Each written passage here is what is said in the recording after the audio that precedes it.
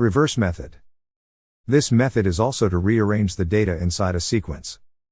The reverse method, as the name suggests, allows us to reverse the order of elements in a sequence.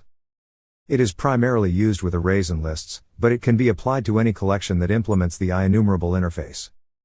This means, we can use it also to reverse the data inside a data table, a dictionary, etc. The method structure is as following. The basic syntax of the reverse method is quite straightforward. Here it is.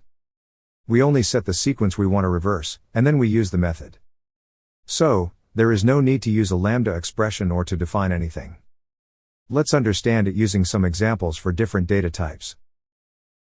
Suppose I have the following array and I want to reverse the numbers. To do that I can use the following query. First I define the array I want to reverse.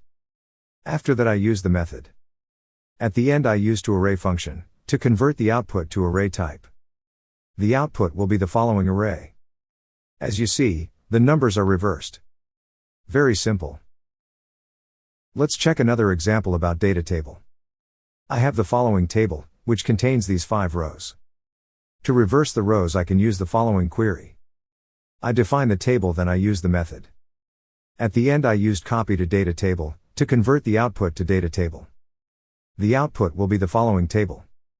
We can also reverse the columns of the table, but it cannot be done directly using reverse method. We need to use also other methods with reverse method. I will show you that later in the course.